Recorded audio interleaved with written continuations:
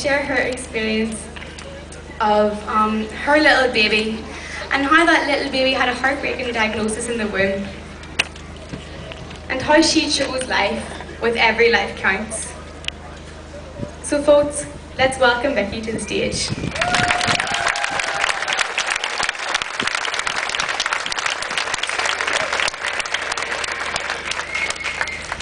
Hi everyone. I'm from a group of parents called Every Life Counts, and I'd like to tell you about my daughter Leodin.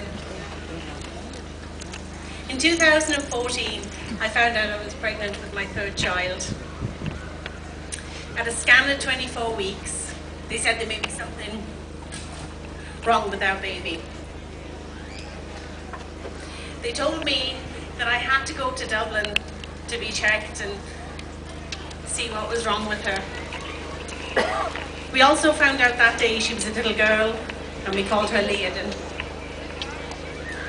The doctor in Dublin scanned me very quickly and he said, "I'm sorry, love, it looks like trisomy 18, and I didn't know what that was."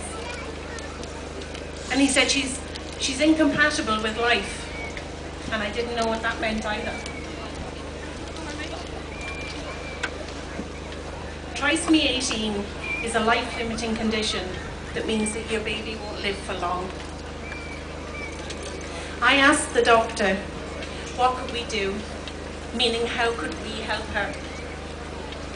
He said, your only option is to pop to England. My precious little girl was so active, and I could see her on the screen and kicking and moving, and I could feel what I could see. No matter how hard this news was, we never would have considered ending her life.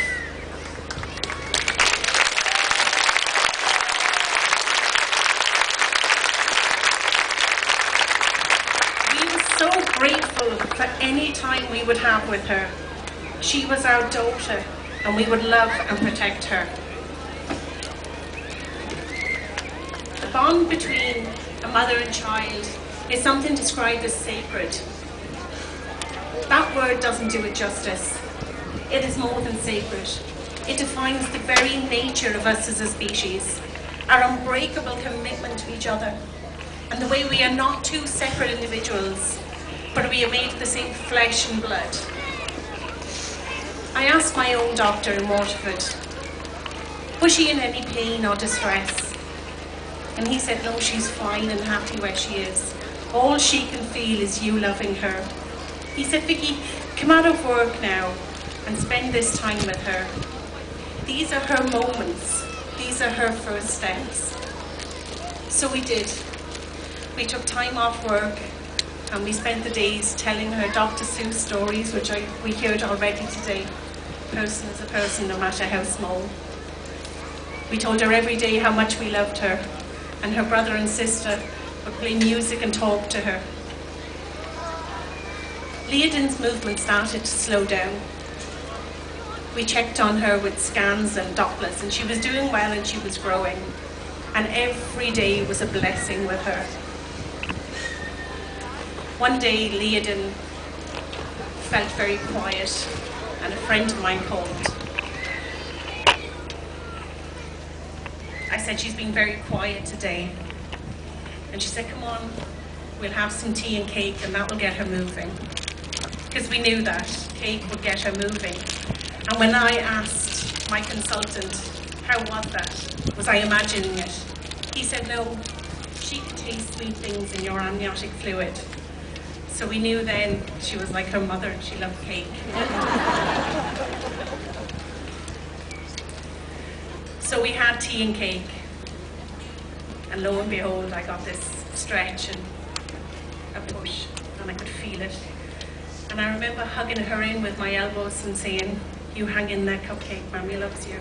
You're doing good. A short time after that, I got a very bad pain, and Leodin never kicked again.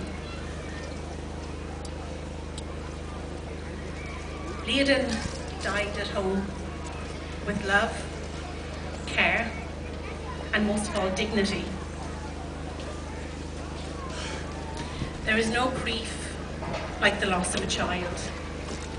It really doesn't matter how old that child is.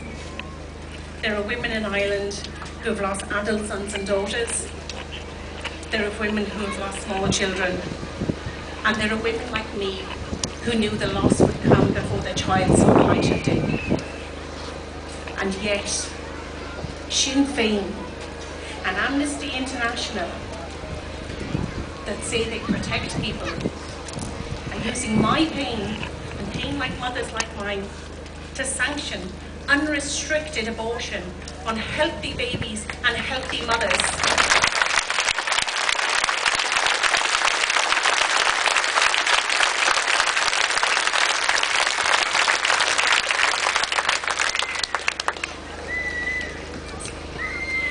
Our suffering has been shamelessly used by these pushing for abortion.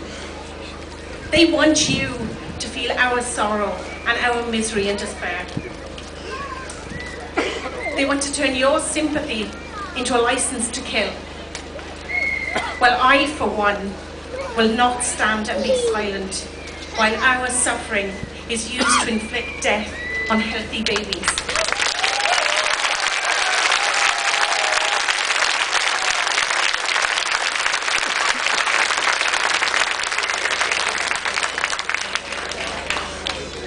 Liadhan was not a baby with a fatal fetal abnormality, like Mary Lou MacDonald would call her.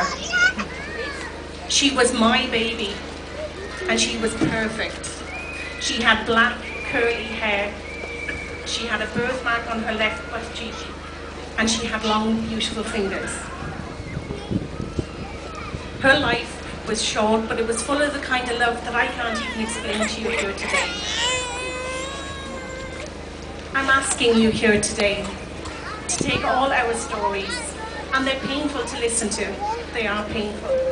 But I'm asking you to take these stories and spread the truth. In the South, we got hit with lies and deceit and media bias. Talk to your friends, talk to your family, and keep talking. This is all you have to talk about, and just keep talking about it.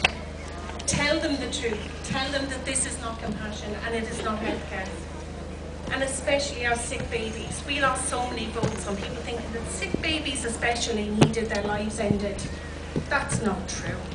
And we all know that's not true. We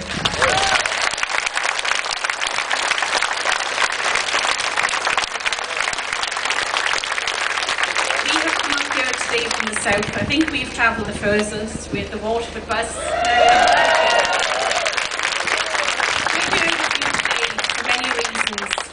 To be around pro-life people like yourselves. We have great comfort being here today. And we want you to know that we are with you all the way on this. We are pro-life until we take our last breath.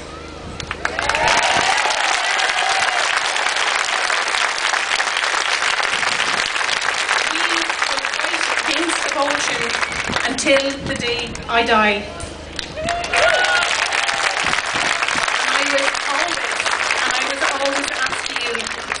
For those that have no voice, pro-life and proud.